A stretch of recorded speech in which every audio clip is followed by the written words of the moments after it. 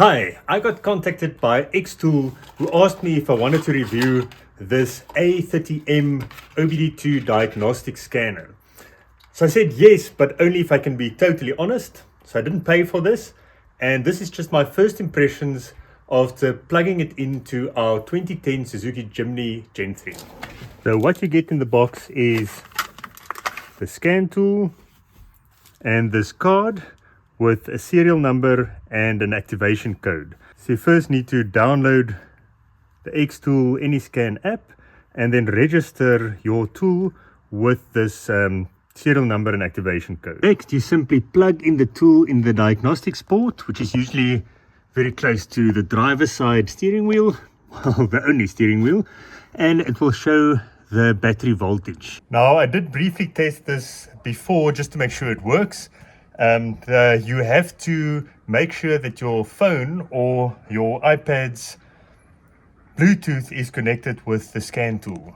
You'll know it's connected to the Bluetooth if that blue light comes on. Otherwise, only the red one will be on. And then once it starts working, there'll be a flashing green light as well. Oh, first you actually have to install your specific vehicle software. So you'll see under updates, there's a whole bunch of vehicles and you have to go and install your specific vehicles. I've already installed the Suzuki software. And that's why if I go to Autoscan, it should pick up Suzuki. Okay, so it's asking me to input the VIN number manually. So let's do that. So the green light is flashing now. So it means it's connecting with the app and busy scanning. I did switch on the ignition. I'm not sure if that's necessary. So I entered the VIN number and then it asked me for auto detection or manual selection. Let's see if it automatically finds it. So you can see it's using the Suzuki software now, the updated Suzuki software. So it says Japan, let's choose others. I'm in South Africa, transmission manual, four-wheel drive. There we go, Suzuki Jimny M13A, that is correct. Okay, there's the scanning. No engine codes, one ABS, ESP, one fault, no airbag faults. So that's looks like that's it. Let's check this fault. Brake light switch circuit. Okay, you know what? I know one of the rear brake lights is out. My wife told me once someone stopped her, and I never drive behind this car, so I forgot about it. So that's something I actually have to fix. So it works. Read trouble codes. Brake light circuit switch. So I'll first need to get a bulb and then we'll fix that. Let's clear the code and see if it comes back.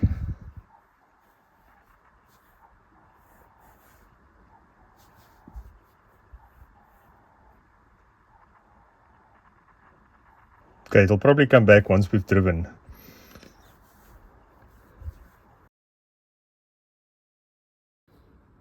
So you can print a report.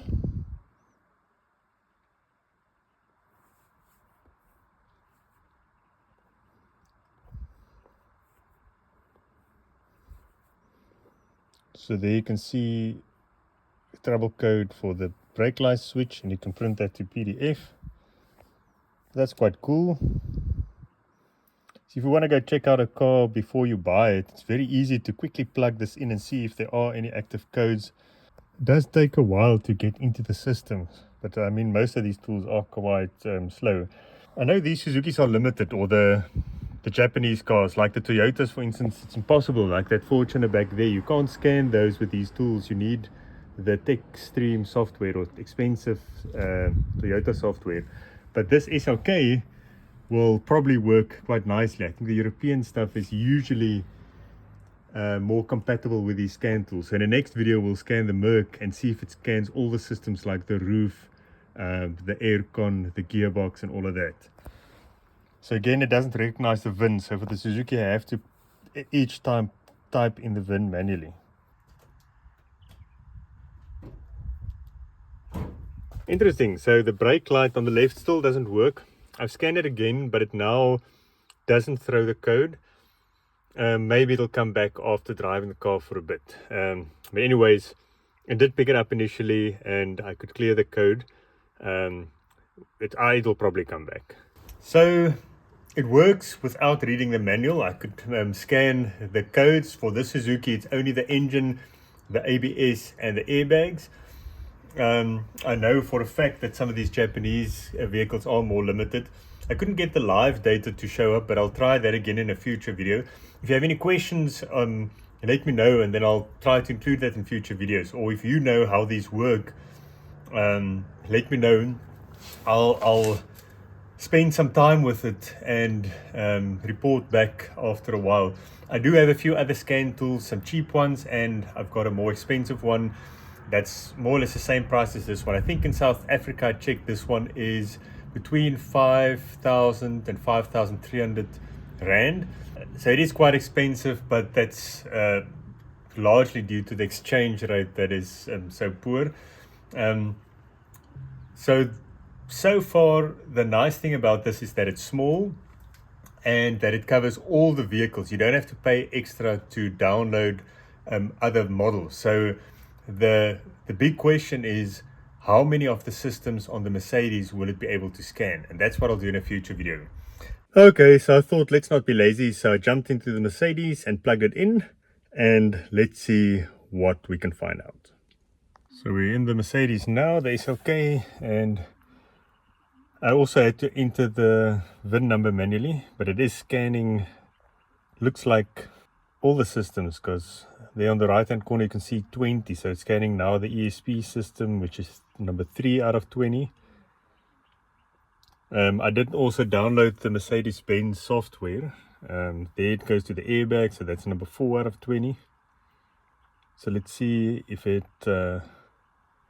comes up with any faults. So pneumatic system equipment, that's probably the central locking, and then there's the Vario roof, so it's scanning that. That's quite cool.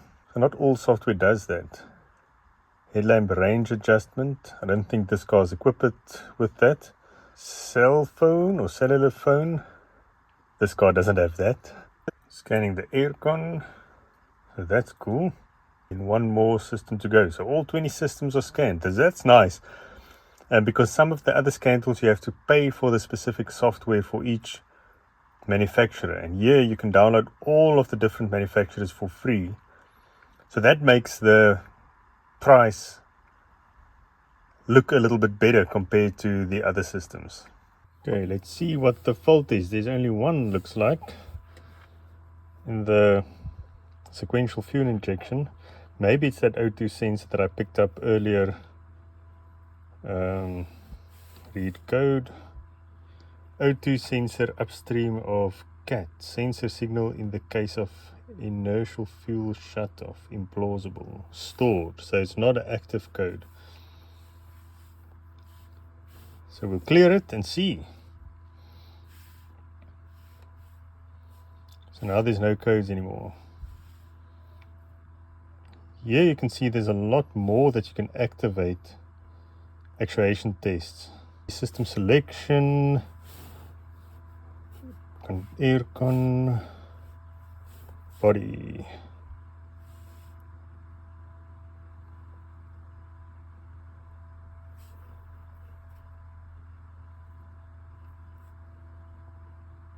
Okay, so there you have it. I scanned the system. I found the same one code that was that caused that check engine light when I bought the car, which I've cleared, and it said stored, so it wasn't active anymore, but it did show up on the tool. I cleared it now, and there's a whole lot more systems that you can actuate with this tool, which I'm not going to try in this video. But like I said, the nice thing about this tool is the fact that you can download all the software for all the different manufacturers, so that you can scan all the different systems, not just the engine codes. So because some of these cheap tools, you can only scan the engine codes, not the other systems like the aircon, gearbox, in this case the roof or the windows.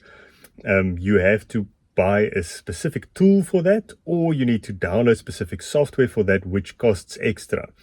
And in this case, all of that is free. So I think that's why the price is slightly more than some of the other tools that you see out there. And so far, I think that is the biggest plus for this scan tool, especially if you're like me and you regularly look for different cars to buy, or if you want to buy and resell, then you have one tool that can scan all the different manufacturers. So that's just my first impressions. If you have any questions on this tool, please pop it in the comments so I can include that in future videos. Thank you for watching, and I'll see you next time.